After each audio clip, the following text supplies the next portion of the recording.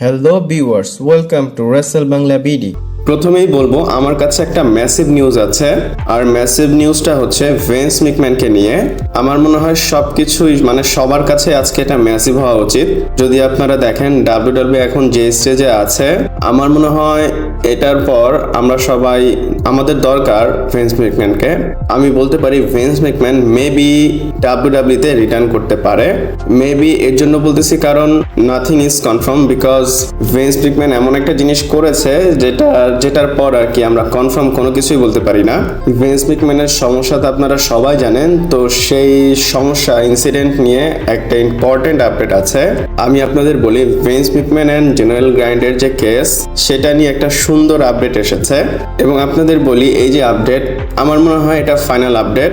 এরপরে আমরা আর কোনো আপডেট পাবো না, মানে ভেন্স ম্যাকম্যান এন্ড জেনারেল গ্রাইন্ডের যে একটা সিচুয়েশন, সেটা নিয়ে হয়তো আমরা কোনো আপডেট পাবো না। আপডেটে বলা হচ্ছে, মানে আমি আপনাদের আপডেটটা দেখাই।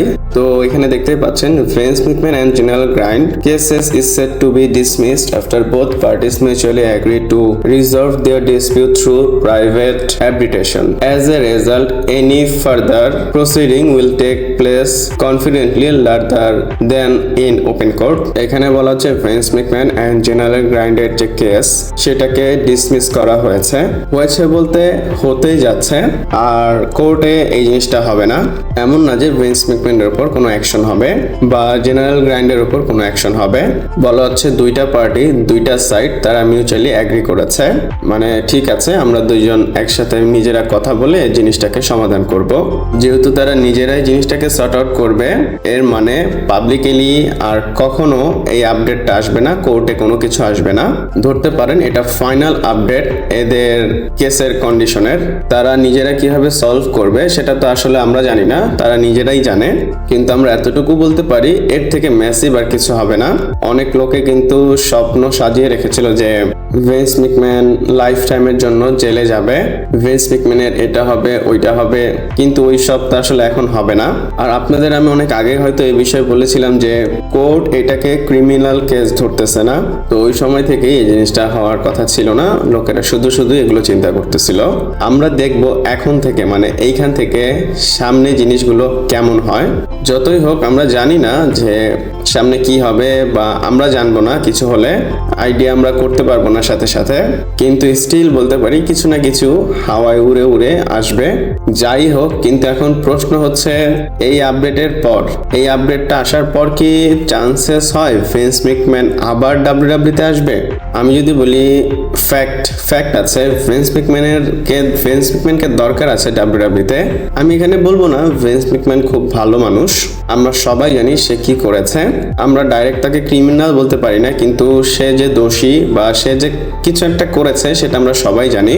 এক কথায় বলতে পারি সে সব ক্ষেত্রে ভালো না, কিন্তু ভেন্স ম্যাকম্যান হচ্ছে দ্য ওয়ান যে কিনা এই কোম্পানিকে ক্রিয়েট করেছে, যার কারণে ডাব্লিউডাব্লিউ আজকে আমরা এই অবস্থায় দেখতে পাচ্ছি।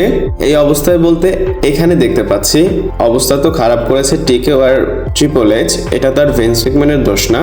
টিকেও আর ট্রিপল এইচ তো ডাব্লিউডাব্লিউ কে রুন করতেছে, সেটা আলাদা বিষয়, সেখানে আসলে কি করার। কিন্তু ভেন্স ম্যাকম্যান যদি আসে, সে জিনিসটাকে স্টেবল করতে পারে, সে ভালো করে জানে কিভাবে সেট করতে হবে। আমি যদি বলি I honestly want Vince McMahon back, আমি বলবো হ্যাঁ ভেন্স ম্যাকম্যানের অনেক স্ক্যান্ডেল আছে, সে অনেক কিছু করেছে, কিন্তু ওই জিনিসটাই মানে আমাদের দেশেও তো হয়, সবাই তো অনেক কিছু করে, তারপর তো অনেক জায়গায় অনেকে ক্ষমতায় বসে, বা মানে আমি বোঝাতে চাচ্ছি আমাদের দেশেও কম হচ্ছে না। তো এটা তো একটা কোম্পানি, ডাব্লিউডাব্লিউ কোম্পানি, আমাদের দেশে লোকেরা যদি রিজাইন না দেয় এত কিছু করেও, তো ভেন্স ম্যাকম্যান কেন সুযোগ পাবে না? ভেন্স ম্যাকম্যান তো আর ওইরকম কিছু করে নাই, ইভেন তারা মিউচুয়ালি জিনিসটাকে সলভও করেছে, আমাদের দেশে তো তাও করে না। তো আমি মনে করি ভেন্স ম্যাকম্যানকে আসা উচিত। ভেন্স ম্যাকম্যান আগে যেই পজিশনে ছিল সেই পজিশনে চলে আসুক।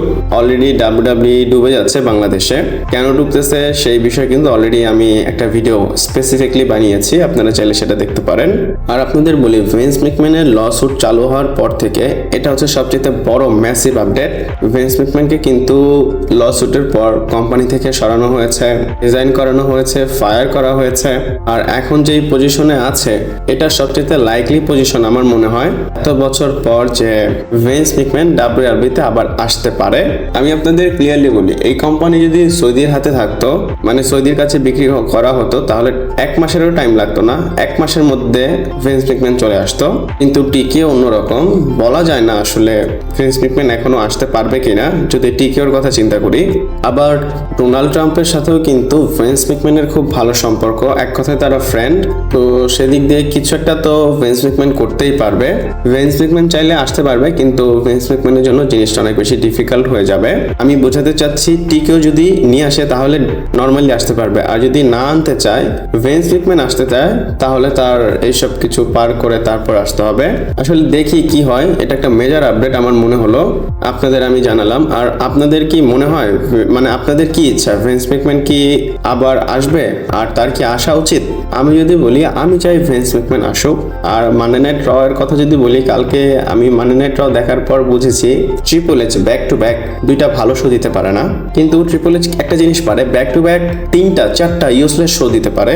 ভিন্স ম্যাকম্যান হলে ভালো কিছু দিতে পারতো আমার মনে হয়। আপনাদের কি মনে হয় আমাকে জানাতে পারেন, আমি আপনাদের থটস অবশ্যই জানতে চাই। এরপর বলবো দ্য ফাইনাল বস রকের বিষয়। আর সেথ ফ্রিকিং রলিন্স কি সামার স্ল্যামের জন্য দ্য রকের রিটার্ন টিজ করেছে? দেখেন, রকের রিটার্নটা শোনার পর অনেক অদ্ভুত লাগতেছে, মানে অদ্ভুত লাগেই, সবসময় লাগে। যখনই রকের রিটার্নের কথা বলি, কথা তো অনেক হয় কিন্তু রক আর আসে না। কিন্তু এখনো যদি বলি, কিছু একটা আছে যেটার বিষয়ে কথা বলা যায়, সেটা আপনাদের বলি। 2 দিন আগে সামার স্ল্যামের কিক অফ শো হয়েছে, তো সেখানে সেথ রলিন্সের একটা সেগমেন্ট হয়েছে, সেগমেন্ট বলতে পারেন। তো সেখানে সেথ রলিন্স বলে, I am the people's champ, if you smell what I am cooking. আর আমি যদি বলি, সেথ রলিন্স যেটা বলেছে সেটা ডেফিনেটলি শো করে রকের দিকে। আর কোনো রেফারেন্সও নেই যে আপনাদের আমি ব্যাখ্যা করে বলবো, আপনারা হয়তো বুঝে গিয়েছেন এটা রকের কথা। এই লাইনটা সবসময় রক বলে, রক নিজেকে পিপলস চ্যাম্পিয়ন বলে এবং বলে if you smell what the rock is cooking.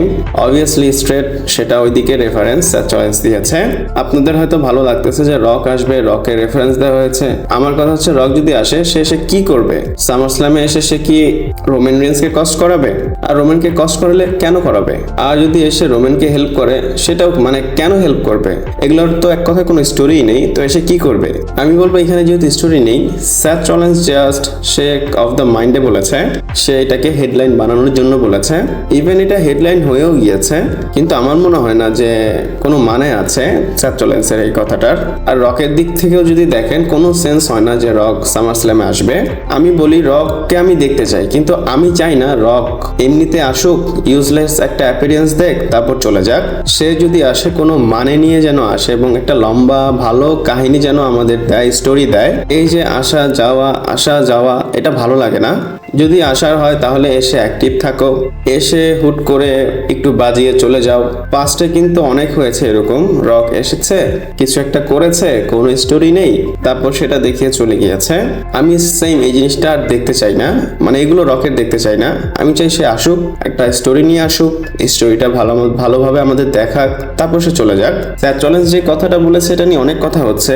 আমি আমার মনের কথা বা আমার যেটা মনে হলো চিন্তা করে আপনাদের বললাম। আপনাদের কি মনে হয়? একটু ভালো মতো চিন্তা করে আমাকে কমেন্ট করে বলবেন রক আসলে আসবে কি আসবে না। তো ভিডিওটা এই পর্যন্তই ছিল। ভালো লাগলে লাইক, কমেন্ট, শেয়ার, সাবস্ক্রাইব করে পাশে থাকবেন। পরবর্তী ভিডিওতে আবার দেখা হচ্ছে।